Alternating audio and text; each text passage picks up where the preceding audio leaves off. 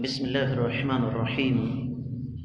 الحمد لله رب العالمين والعاقبة للمتقين والصلاة والسلام على سيد الأولين والآخرين نبينا وسيدنا وحبيبنا وإمامنا وقائدنا ومرشدنا محمد صلى الله عليه وسلم وعلى آلہ وصحبہ اجمعین ومن تبعهم بإحسان إلى يوم الدین ولا عدوان إلا على الظالمین وبعد. ایمان اور ایمان کا سب سے پہلا قدم، ایمان کی طرف سب سے پہلا قدم رب کائنات کو ماننا اور رب کائنات کو ایک ماننا، یہ چل رہا ہے موضوع. اور کل میں نے اختتامی کلمات میں آپ کو یہ بتایا کہ توحید کی جو پہلی قسم ہے اس کو ساری دنیا مانتی ہے.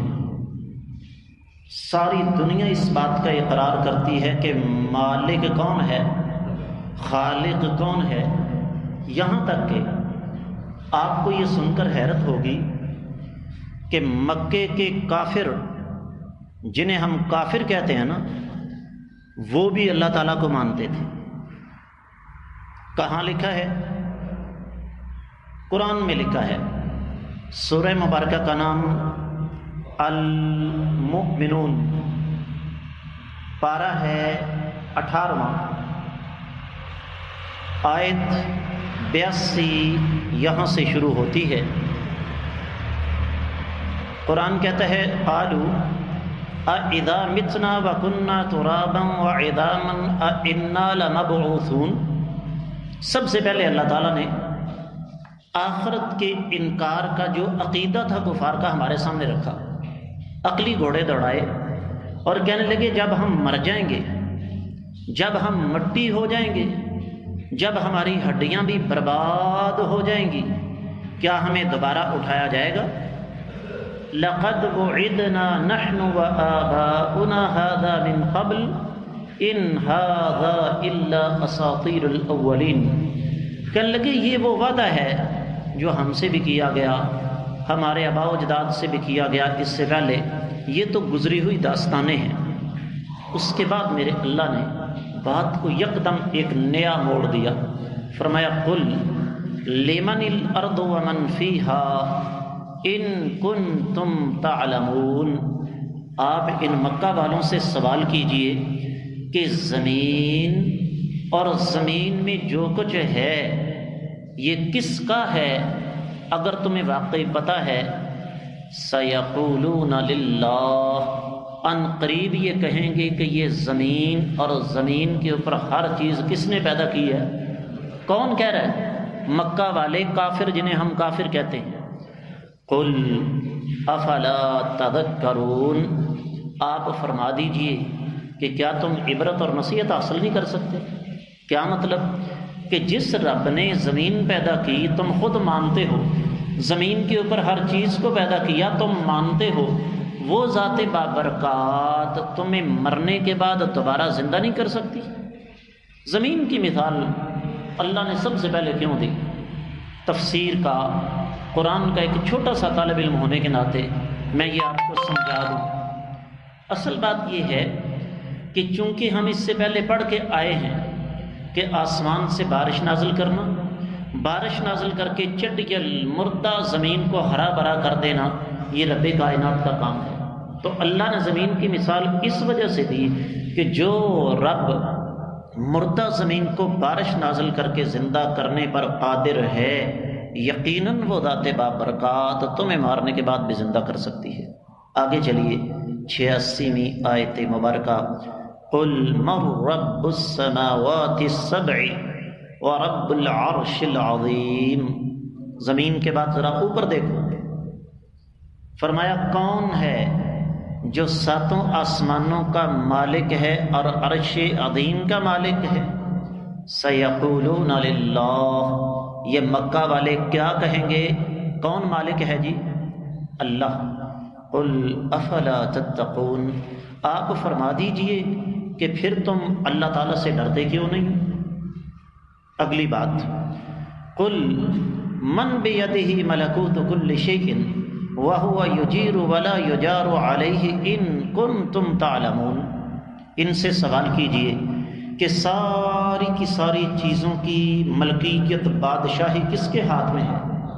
وہ لوگوں کو دیتا ہے، لیتا کچھ بھی نہیں، اگر واقعی تمہیں پتہ ہے۔ سیقولون للہ، ان قریب یہ کہیں گے کہ اللہ ہی ہے۔ قل فأنا تسحرون، آپ ان سے سوال کیجئے پھر تمہیں جادو کیسے ہو گیا؟ تو حاصل کلام یہ ہوا کہ کفار مکہ جنہیں ہم کافر کہتے ہیں وہ اللہ کے انکاری نہیں تھے، وہ اللہ تعالیٰ کے منکر نہیں تھے۔ اس سے ایک اور بات کا پتہ چلتا ہے کہ یہ جو توحید ہمیں سکھائی جاتی ہے نا، آپ کو پتہ ہے ہمیں کون سی توحید سکھائی جا رہی ہے؟ ہمیں توحید سکھائی جاتی ہے اللہ سے سب کچھ ہونے کا یقین، کسی اور سے کچھ نہ ہونے کا یقین۔ یہ توحید ابو جہل کی ہے۔ اگر اس توحید کی بنیاد پر لوگ جنت جانے لگے نا، میں آپ کو ثبوت دیتا ہوں، ذرا تھوڑا سا پیچھے چلیے۔ غزوہ بدر کا پس منظر کیا ہے؟ بڑی دلچسپ بات ہے، اس سے پہلے میں بیان کر چکا ہوں، دوبارہ بیان کرتا ہوں، ذرا میری طرف دیکھیے گا۔ نبی علیہ الصلوۃ والسلام کو پتہ چلا کہ مکہ والوں کا ایک قافلہ مدینہ کے راستے شام جا رہا ہے۔ آقا علیہ السلام نے فرمایا انہوں نے جس انداز سے ہمیں مکہ میں تنگ کیا تھا، ان کا تجارتی قافلہ کامیابی سے ہمکنار نہیں ہونا چاہیے۔ یہاں سے ہمیں پتہ چلتا ہے کہ اللہ کے رسول صلی اللہ علیہ وسلم نے قیامت تک کی امت مسلمہ کو یہ بات سکھائی ہے کہ کافروں کی چمچہ گیری، ٹیسی، کاسا لیسی اور سپانسرشپ لے کے، ان کی فرنچائزز لے کر ان کی اکانومی کو سٹرانگ نہیں کرنا، ان کی معیشت کو مضبوط نہیں کرنا، بلکہ مالیاتی طور پر ان کی کمر توڑنی۔ قصہ مختصر، نبی علیہ السلام جب پہنچے تو پتہ چلا کہ تھوڑی سی تاخیر ہو گئی ہے، قافلہ نکل چکا ہے اور اتنی دور جا چکا ہے کہ اس کا تعاقب نہیں کیا جا سکتا۔ فرمایا کوئی بات نہیں، واپس ادھر سے گزرے گا۔ آپ بیٹھ گئے راستے میں اور اپنے دو صحابہ کو جاسوس بنا کر بھیجا کہ پتہ کرو قافلہ کہاں ہے۔ اب جو گوریلا ہوتا ہے نا، سیکرٹ ایجنٹ، جاسوس، اسے صرف ایک چیز دی جاتی ہے اور اس کا نام ٹارگٹ اور ہدف ہے۔ یہ کام تم نے کرنا ہے۔ کیسے، کس انداز سے، وسائل کہاں سے آئیں گے، یہ اس کا درد سر ہے۔ اللہ کے رسول صلی اللہ علیہ وسلم کے یہ دو صحابی چلتے چلتے آثار دیکھ رہے ہیں، نشان دیکھ رہے ہیں، جس کو انگریزی میں کہتے ہیں کلیو ڈھونڈ رہے ہیں۔ ایک کنواں نظر آیا صحرا میں۔ اب صحرا میں کنواں، آپ کو پتہ ہے اللہ کی کتنی بڑی نعمت ہوتی ہے۔ یہ کہنے لگے چلو مشن پہ تو چل ہی رہے ہیں، پانی مل گیا ہے، اونٹوں کو پلا لیتے ہیں، مشکیزیں بھر لیتے ہیں، خود بھی پی لیتے ہیں۔ اب وہ کنویں کے پاس جا کر اونٹوں کو بٹھاتے ہیں، اتنی دیر میں صحرا کی دو عورتیں کنویں پر پانی بھرنے آ جاتی ہیں۔ اب وہ عورتیں ہوں اور دو ہوں یا دو سے زیادہ ہوں اور خاموش ہو جائیں، کیا یہ ممکن ہے؟ گوریلا، کمانڈو، سیکرٹ ایجنٹ، اس کے آنکھ، اس کے کان، اس کی آنکھیں ہر وقت کھلی رہتی ہیں۔ اب انہوں نے یہ سنا، ان بھائیوں سے کہتے ہیں کوئی ضروری بات اگر کرنی ہے نا تو اندر آ کے کر لیں، ذرا دروازے پہ میرے خیال میں کوئی ساتھی گفتگو کر رہے ہیں۔ دونوں گفتگو کیا کر رہی ہیں؟ ایک ان میں سے کہنے لگی تم سے میں نے اتنے پیسے لینے ہیں، کب واپس کرے گی؟ کہنے لگی 4 دن کے بعد ابو سفیان کا قافلہ آئے گا، اسی کنویں پر پڑاؤ ڈالے گا، میں وہاں پر کچھ خدمت کروں گی، جو اجرت مجھے ملے گی اس سے تیرا قرضہ اتار دوں گی۔ اور یہ دونوں جاسوس کی بات سن رہے ہیں۔ واپس آ گئے، نبی علیہ الصلوۃ والسلام کو بتا دیا کہ امید ہے کہ 4 دن کے قریب قافلہ فلاں جگہ پہنچے گا۔ اب ذرا قافلے کی خبر لیتے ہیں۔ ابو سفیان ابھی اس کنویں سے تقریباً کوئی میلوں کے حساب سے پیچھے تھا کہ اس کے دماغ میں سرخ بتی جلنے بجھنے لگی کہ معاملہ گڑبڑ ہے کہیں، جس کو چھٹی اس کہتے ہیں۔ قرآن کہتا ہے یعلمون ظاہرا من الحیات الدنیا وہم عن الآخرۃ ہم غافلون، یہ دنیاوی زندگی کے ظاہر کو بڑی باریکی سے دیکھتے ہیں، آخرت کے بارے میں غفلت کا شکار ہیں۔ اب ابو سفیان نے قافلہ وہیں روکا، گھوڑا لے کر اسی کنویں کے پاس آیا اور آ کر ارد گرد نشانات دیکھے اونٹوں کے قدموں کے، صحرا میں اونٹ گھومتے رہتے ہیں۔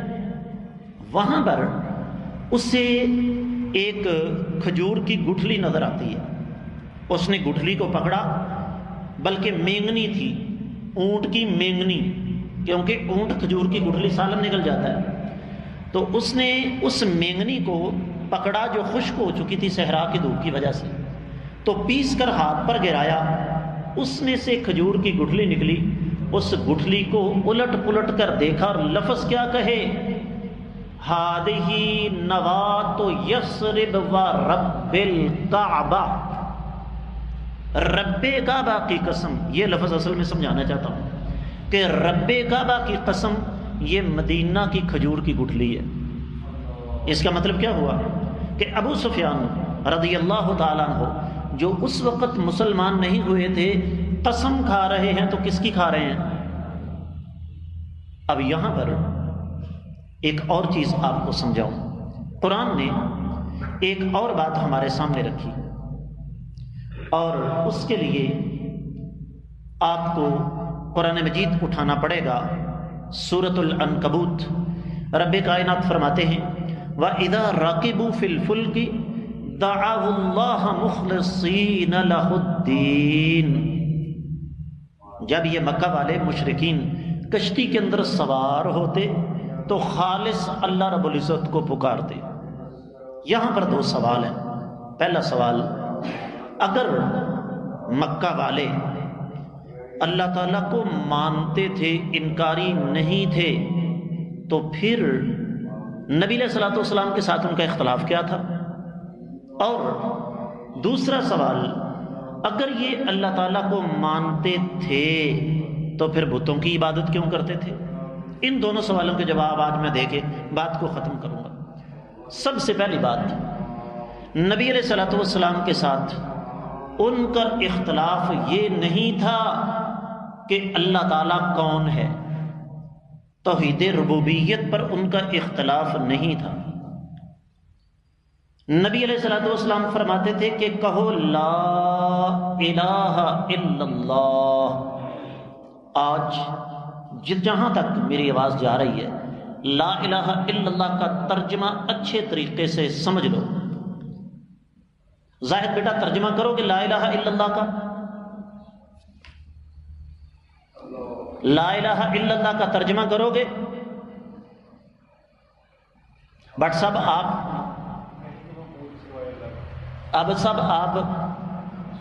اللہ کے سوا کوئی معبود نہیں، یہ ترجمہ غلط ہے۔ اللہ کے سوا معبودوں کی لائنیں لگی ہوئی ہیں۔ میں آپ کو دکھاتا ہوں، کل فیس بک پر باقاعدہ تصویر آئی، پیر کھمبے شاہ، انسان نہیں، کھمبا ہے ایک بجلی کا، اس پر چڑھاوے چڑھ رہے ہیں، سجدے ہو رہے ہیں، نظریں نیازیں دی جا رہی ہیں۔ یہ ترجمہ کرنا کہ اللہ کے سوا کوئی معبود نہیں، یہ ترجمہ غلط ہے۔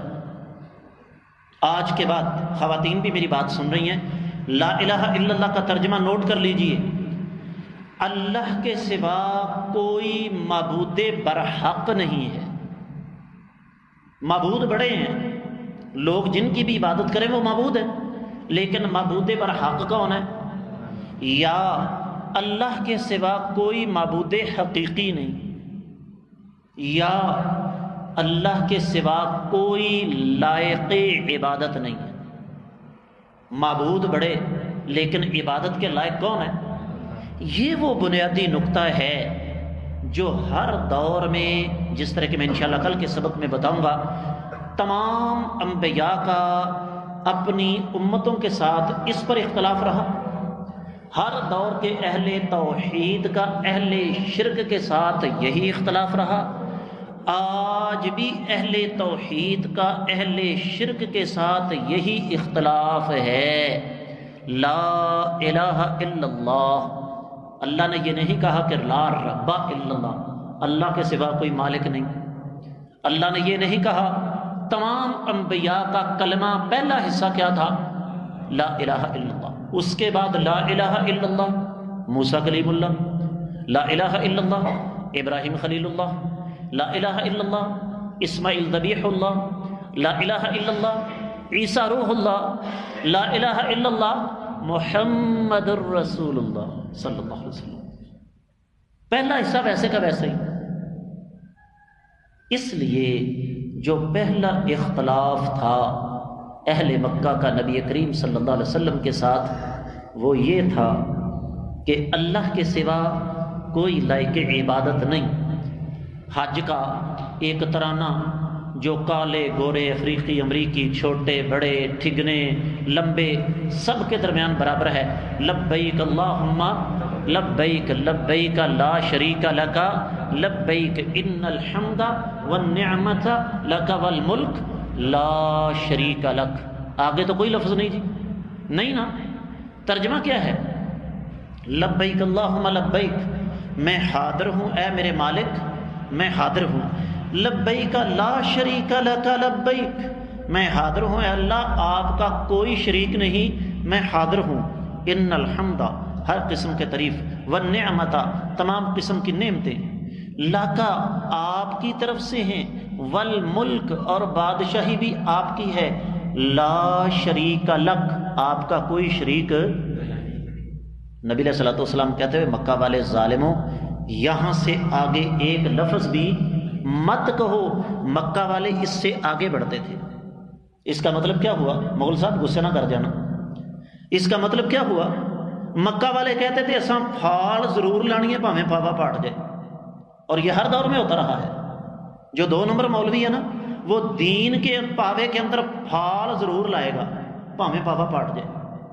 جھٹکی زبان میں سمجھا رہا ہوں۔ مکہ والے کیا کہتے؟ الا شریکن ہوا لک، یا اللہ ایک تیرا شریک ہے، تملکہ وما ملک، یا اللہ تو نے اسے مالک بنایا ہے، وہ خود مالک نہیں۔ اس کا مطلب کیا ہوا کہ یہ جو عقیدہ ہے نا، او جی اللہ نے اپنے کچھ نیک بندوں کو اختیارات دیے ہوتے ہیں، یہ عقیدہ کوئی نیا نہیں۔ مکہ والوں کا بھی نبی علیہ السلام کے ساتھ یہی رونا تھا۔ تو حاصل کرام، پہلا سوال، مکہ والوں کا نبی علیہ الصلوۃ والسلام کے ساتھ اختلاف توحید ملکیت پر نہیں، توحید کی دوسری قسم توحید عبادت پر۔ اب توحید عبادت کا اس پر کل بات کریں گے۔ دوسرا سوال، اگر وہ اللہ کو مانتے تھے تو پھر بتوں کی عبادت کیوں کرتے تھے؟ بتوں کے بارے میں ان کا جو عقیدہ تھا وہ بھی سن لیجئے۔ رب کائنات کی پاکیزہ کتاب قرآن مجید سورہ زمر آیت نمبر 3، اللہ فرماتے ہیں الا للہ الدین الخالص والذین اتخذوا من دونہ اولیاء ما نعبدهم الا لیقربونا الی اللہ زلفی۔ عبادت خالص اللہ کے لیے ہے۔ وہ لوگ جنہوں نے اللہ کے علاوہ دوسروں کو معبود بنا رکھا ہے، ان کا عقیدہ یہ ہے کہ اللہ براہ راست ہماری نہیں سنتا، ان کے صدقے وسیلے طفیل سے سنتا ہے۔ قوم نوح کا بھی یہی اختلاف تھا نوح علیہ الصلوۃ والسلام کے ساتھ کہ اللہ اللہ کیے جانے سے اللہ نہ ملے۔ اللہ والے ہیں جو اللہ سے ملا دیتے ہیں۔